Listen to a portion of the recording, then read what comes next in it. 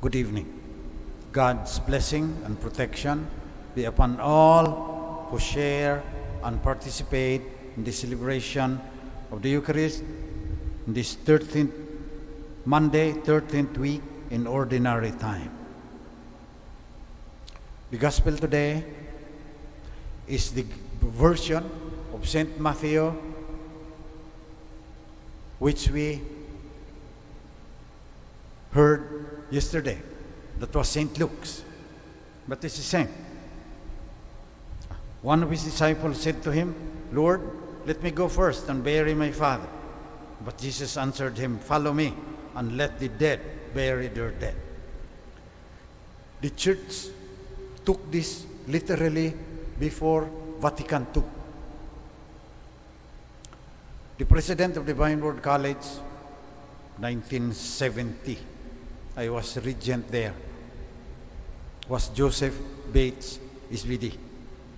He told me the most difficult time in his priestly life was when his sister and his father and mother died in a vehicular accident in Minnesota. He was not allowed to go home. Nobody was allowed, not only him. He said that was the only time he took a bottle of whiskey and drank it so that he will forget his pain. During the time, they took seriously, literally, what Jesus said, "Follow me and let the dead bury their dead." Naging SVD ka, you vowed to follow Him. So, even if your father died, your mother died, your sister died, you could not go home to the United States.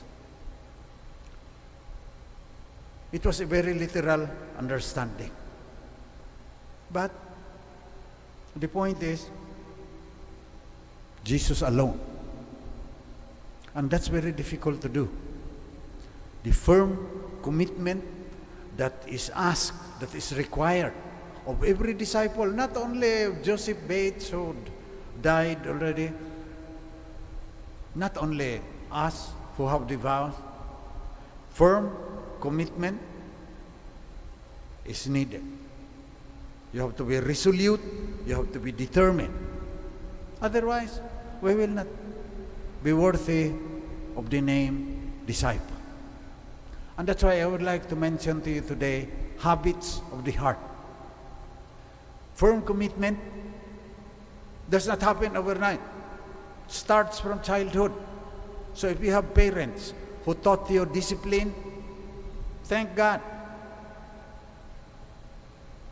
Because if you are not taught discipline early, if you will not learn to discipline yourself, to possess habits of the heart, it will be very difficult for you to make firm commitments. Yesterday, I was at Paco Cemetery, the chapel there. I celebrated the Eucharist during the anniversary of Roy and Lodi Corrales, came from the United States. 50 years together. So everyone was very happy. That requires a firm commitment also. But I saw the willpower that Roy had, because during the march, he had a stroke, almost lost his life. He had a stroke now. You could hardly understand what he is saying. And he has a cane. But during the wedding march, he gave the cane to one of his relatives, and he escorted Lodi, his wife, until the altar. Of course, he has to sit down afterwards because it took tremendous amount of willpower to conquer your body, especially if you are already old, after 50 years of married life. Habits of the heart. You could not reach 50 years without habits of the heart. June 23 was the 49th anniversary of my priesthood. Next year, 50 na. Milagro din yan. God's grace. But I was also taught discipline by my parents first, and then 10 years in the seminary. You have to wake up when the bell rings. You have to make your bed. You have to clean. You have to wash the dishes. Habits of the heart. So you better teach your kids habits of the heart. Because, as Stephen Covey said, begin with the end in mind. What are habits of the heart for? Number one, you cultivate virtuous habits of the heart, the right values, so that you will become the person that God wants you to become.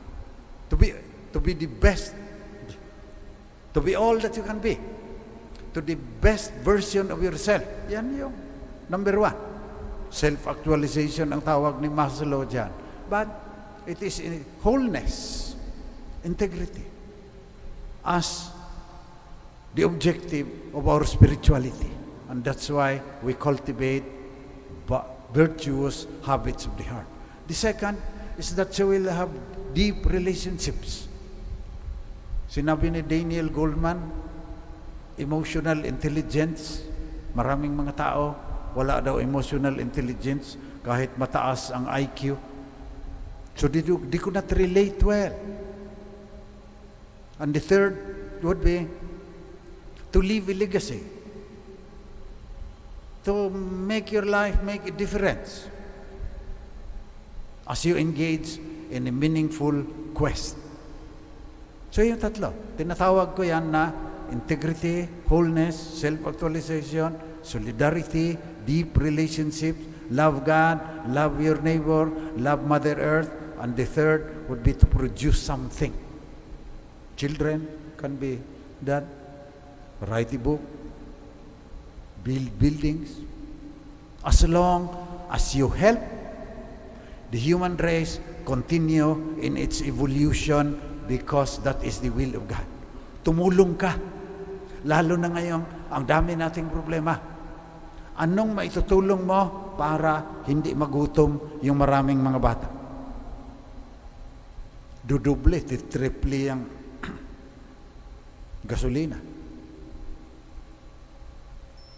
Mas mahal pa ata ang diesel ngayon kaysa gasoline. Paano nangyari yan? Kaya nga bumibili kami ng diesel para makatipid. Ngayon, mas mahal ang diesel. That will have severe implications in our lives. Tataas lahat yung bilihin, tataas ang inflation, dahil may gira sa Ukraine, nagka-COVID, tuloy-tuloy pa ngayon ang COVID, tumataas na naman daw ng kaunti, may climate change pa, iinit ng iinit yan, walang gasolina na, wala nang fuel. Bumabalik ang India sa coal. Nagsusunog ng carbon na naman.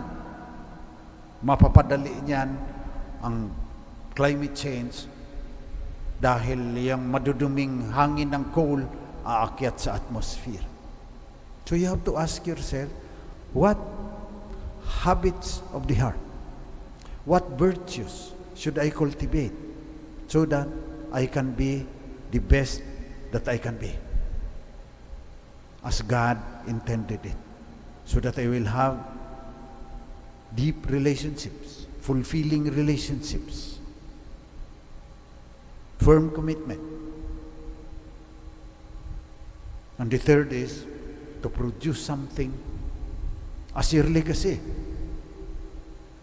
Mag-iwan ka naman ng mark dito sa daigdig, dami mong kinaing bigas. Dapat makatulong ka. So yan ang pag-isipan natin. I will leave it to your individual conscience to think about how you can be the best that you can be. You can have deep and fulfilling relationship. you could produce something that will help in the evolution of the human race towards the fullness of the kingdom at the end of time.